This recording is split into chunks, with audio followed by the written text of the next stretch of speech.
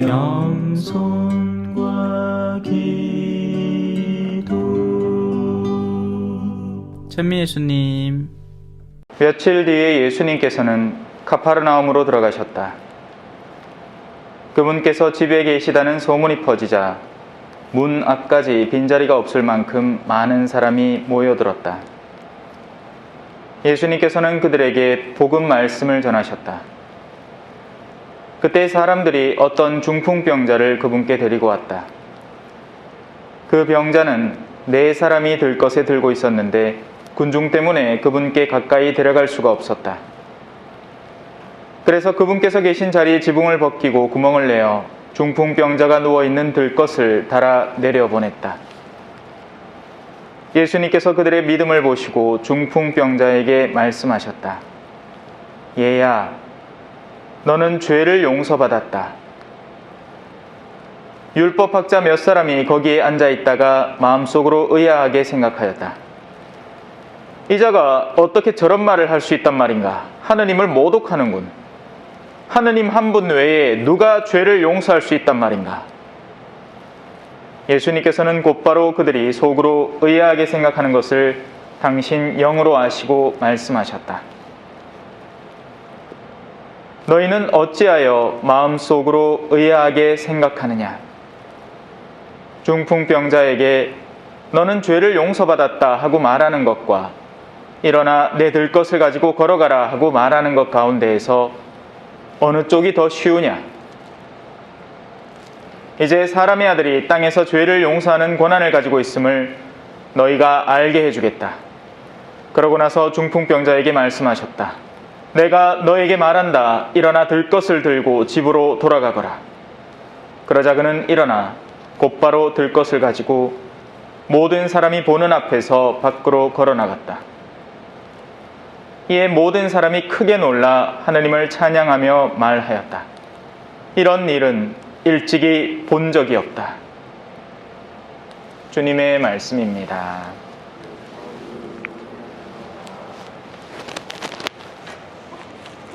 찬미 예수님. 재밌었어요? 자, 이제 결산해야지, 그지? 우리 학생들은 학생들이고 이 성인이 된 두 인물들, 아르바이트 하는 친구들은 한 사람당 계산 때려보니까 한 13만 원 나오더라고. 어때? 느낌이? 쿵 와닿지, 가슴에? 여러분들은 전적으로 누군가의 도움으로 갔다 왔습니다. 심지어는 자신들이 쓴 돈조차도 그거에 대한 합당한 값을 내라고 할 때 마음에 심한 부담이 올 정도죠.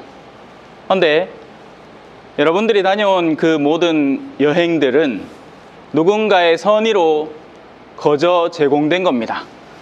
이 본당을 다니는 어르신들의 쌈짓돈이 모여서 청년들의 회비가 된 거죠.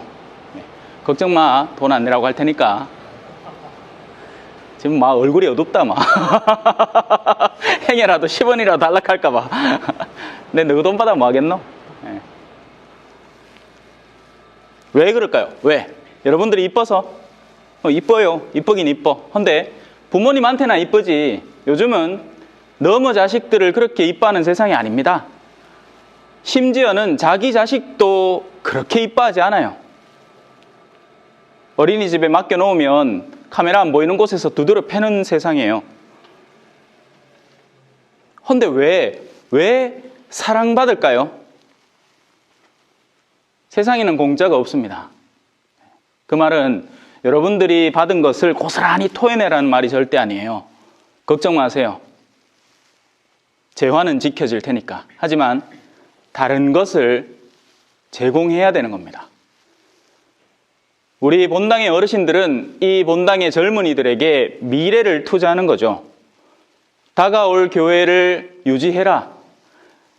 그리고 그것을 위해서 여러분들의 신앙을 챙겨라. 이 말입니다. 우리가 한 프로그램의 제목은 신앙학교예요. 그냥 무슨 연수도 아니고 무슨 야유회도 아니에요. 소풍도 아니고요. 바로 거기에서 우리의 사명이 주어지는 거죠. 제가 시작하면서 다른 청년들을 기억했습니다. 여기 있지 않은 이들. 또 나아가서는 초전에 아예 학생들이 없는 게 아니에요. 있어요.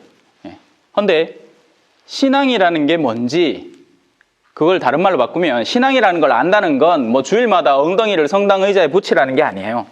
신앙이라는 건 사람이 그냥 세상 안에서 거래하는 형태로만 살지 않는다는 것을 말합니다.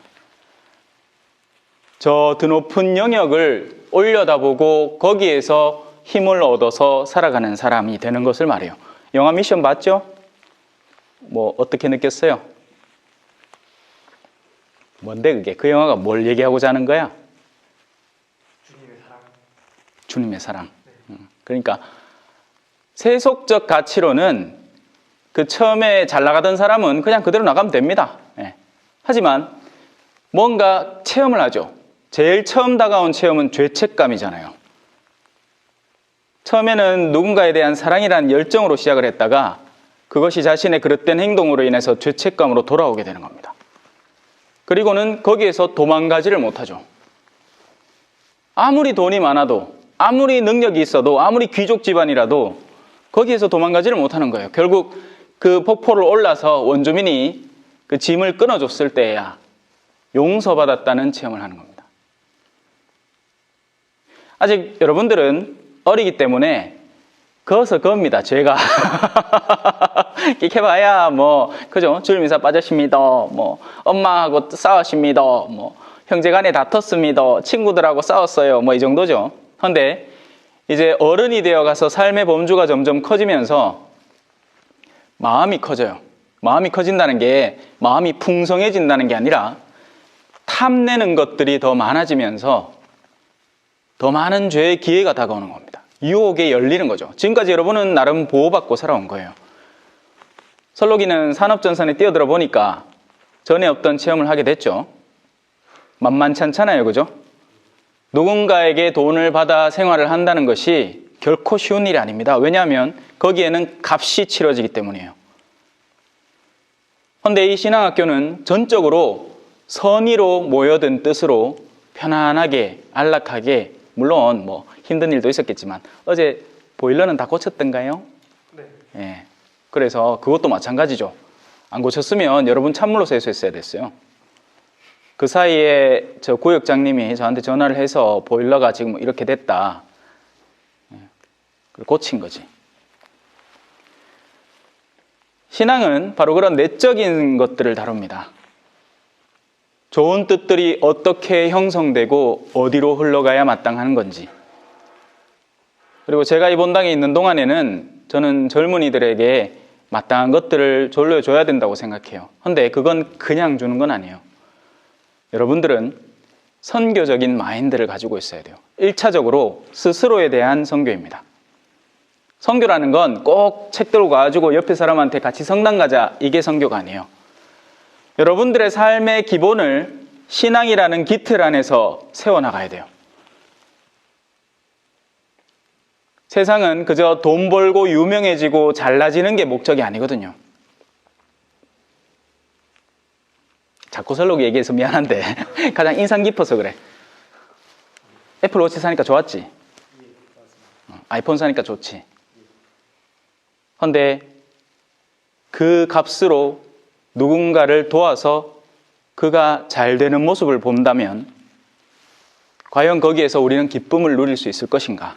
묵상해 봐야 됩니다. 그렇지 않으면 우리는 전적으로 자신에게 집중되어 있는 사람이 돼요. 나한테 무엇이 좋은가? 그렇게 세상을 보다 보면 탈이 납니다. 왜냐하면 자기한테만 좋은 세상은 절대로 없거든요. 사람들은 잠깐 모여서 누군가에게 찬사를 던져주다가 금방 식어버려요. 그래서 여러분들이 여러분 나이 때 동경하는 아이돌들도 저는 상당히 걱정스럽습니다. 왜냐하면 인기가 한창 치솟을 때는 그 인기를 끌어안고 살겠지만 그것이 썰물처럼 빠져나갈 때 그 내면이 준비되어 있지 않으면 타락해버리거든요. 그걸 메꿀 다른 요소들을 찾는단 말이에요. 그 대표적인 게 돈이고 명예고 또 심지어는 성적 욕구고 그런 거예요.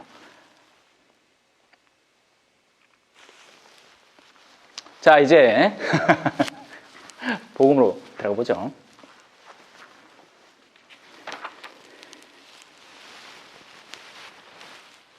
왕이 있는 게 좋을 거라고 생각했습니다. 누군가가 우리를 이끌어서 우리가 하는 것을 채워주는 어떤 존재, 왕이고 임금이죠. 하지만 우리에게는 이미 올바른 왕이 있습니다. 하느님이죠. 그런데 사람들은 그 하느님을 버리고 자신들이 원하는 왕을 추구하는 거예요. 그리고 여기서 더 재밌는 장면은 하느님이 그렇게 하지 마라 하지 않아요. 그들이 하게 두어라 라고 합니다. 사람들은 저마다 자기가 하고 싶은 걸 할 거예요. 그리고 하느님은 그들이 그냥 그렇게 하도록 방치할 겁니다. 가로막지 않아요. 나중에 여기 있는 친구들 중에 누군가가 나는 신학교를 가겠다. 뭐 그런다고 해서 가라 하지도 않을 거고 가면 가는 대로. 누군가가 결혼을 하겠다. 지금 머스마 둘이 바쁘다. 신학교 간다 카이 옆에 아가 한 사람 툭 치고 결혼하라 카이 한 사람 툭 치고 한번 보자 어떻게 되나. 네? 요즘 결혼하는 것도 쉽지 않아요. 네. 예전에는 다 사춘기 때 설레고 막 결혼에 대한 이상을 꿈꿔왔는데 지금은 사람들이 너무나 개인화되고 이미 혼자 살면서도 편안하게 누릴 수 있는 것들이 많기 때문에 불편함을 전혀 못 느끼기 때문에 그래서 결혼을 늦게 합니다. 그런데 늦어지면 늦어질수록 특히나 우리 이 여자친구들 같은 경우에는 생각을 잘해야 됩니다. 왜냐하면 육아를 할 수 있는 나이가 있고 내가 안전하게 건강하게 이 태를 활용할 수 있는 시기가 있기 때문에 그래요. 뭐 그건 나중에 기회 되면 또 얘기할 거고 다시 돌아옵시다. 하느님은 우리가 가는 여정을 그 특별히 가로막고 하지 않습니다. 그러나 하나는 합니다. 예언자를 둬요. 옆에 갖다 놓고 이렇게 하렴, 저렇게 하지 마라 라고 이야기해 주는 사람을 반드시 둡니다. 그래야 내가 몰라서 못했다 라고 할 수가 없거든요. 알면서도 그게 나쁜 줄 알면서도 해버린 거예요.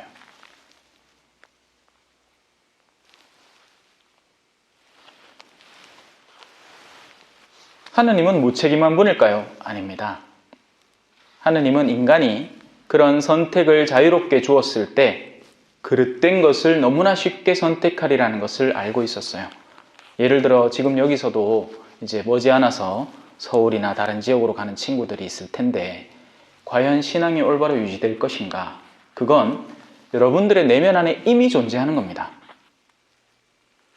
내가 초를 미친 듯이 좋아하는 친구야. 나는 초 없으면 못 살아. 초의 모든 종류, 어떤 게 이 벌들이 만든 밀초고, 어떤 게 파라핀 초고, 어떤 게 무슨 초고, 이걸 빠삭하게 연구하고 볼 때마다 호기심 있게 관찰하는 친구예요. 근데 여기를 지나가, 여기 초가 있어. 우와, 그냥 못 지나갑니다. 근데 초에 관심 없는 친구라면 아무 상관없어요. 뭐 초가 있거나 뭐 없거나. 왜? 나는 오직 돈. 그래서 행여나 땅바닥을 쳐다보면서 돈 좀 떨어져 있나, 혹시 누가 두고 간 돈은 없나, 그건 잘 봅니다.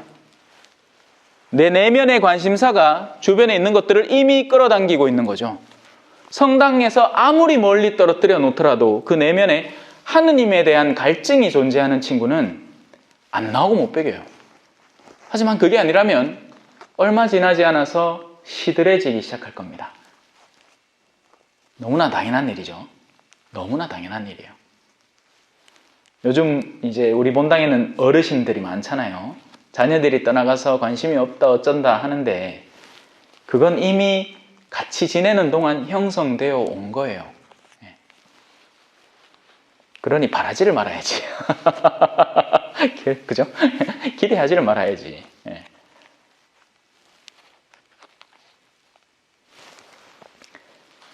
자, 복음으로 넘어갑시다. 무슨 일이 벌어졌죠? 중풍병자라는 건 이제 왜 가끔가다 길 가다 보면 산책로에 이렇게 어르신들이 약간 쩔뚝쩔뚝하는 분들 보신 적 있어요? 그분들이 이제 약간 풍이 들렸다, 마비 증세가 오는 겁니다. 이제 그건 반풍이 든 거고, 언제 중풍이라는 건 아주 중한 풍, 그러니까 옴쭉달싹을 못 하는 거예요. 그냥 누워만 있는 거죠. 숨은 쉬고 뭐 다 모두 인식은 하고 있는데 아무 데도 못 가는 상황입니다. 그러니 사람들이 그 병자를 데리고 와요. 여러분들은 성당을 다니고 있잖아요. 그러니까 신부님을 만날 수 있어요. 그죠? 언제든지 이 성당에 와서 제 집무실 똑똑거려서 만약에 제가 있으면 들었나 축제 할 사람이라는 걸 알아요. 그죠? 하지만 세상에는 내가 길을 잃어가고 있는데 어디로 가야 할지 모르는 청년들이 부지기수예요. 그래서 그 청년들은 아주 초등학교 6학년 때부터 꾸미는 것만 잔뜩 배우고 얼굴에 대한 미모를 추구하고 또 쉬운 돈을 찾아 헤매다 보면 엉뚱한 짓거리도 하고 그러는 겁니다.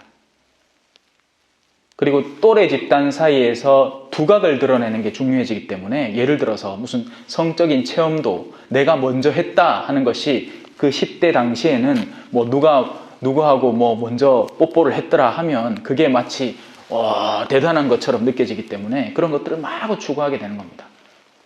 방향을 못 정하는 거죠. 그리고 오늘날 어르신들은 다 바쁘잖아요.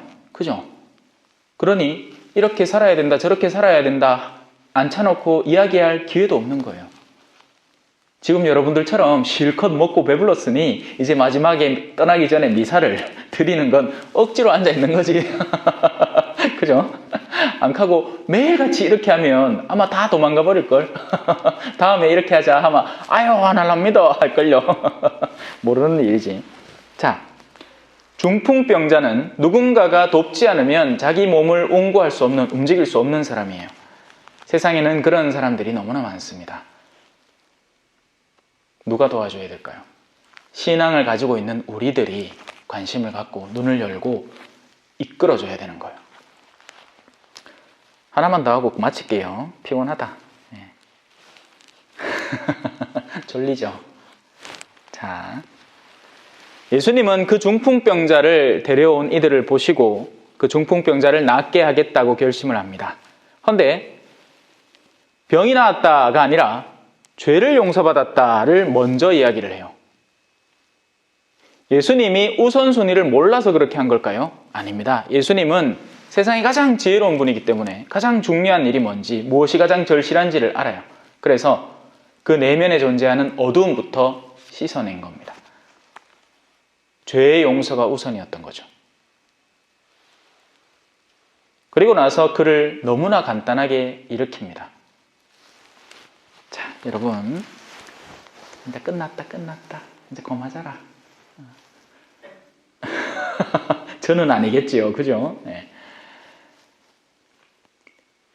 하나, 여러분들이 사랑받은 만큼 어르신들이 여러분들에게 기대하는 대로 신앙 안에서 잘 성장하기를 바랍니다. 잊지 마세요. 신앙이라는 것이 무엇인지 모를 수 있어요. 모르는 게 당연하고요. 그런데 고1쯤 되면 이미 철 들었습니다. 저는 고1 때부터 성소 모임을 나갔고 신부가 되기로 결심을 해왔거든요. 분별할 줄 알아요. 이게 옳은 일이라는 걸. 그래서 옳다는 일을 하세요.